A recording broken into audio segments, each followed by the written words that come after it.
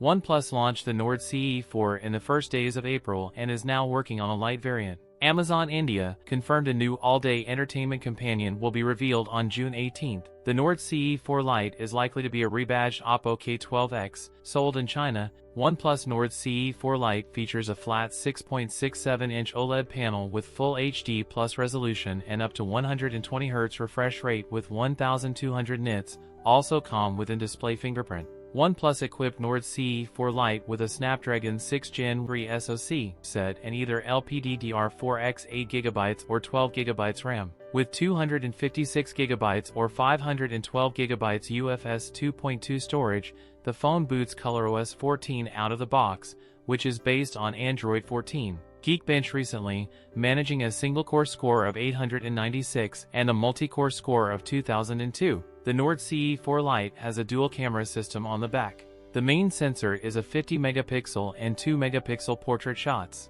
and it has a 16-megapixel front-facing camera. The Nord CE4 Lite comes with an above-standard 5,500 mAh battery with support for 80W fast wired charging. That's it for today's video. If you enjoyed it, don't forget to like, comment, and subscribe for more content. Thanks for watching, and I'll see you in the next one.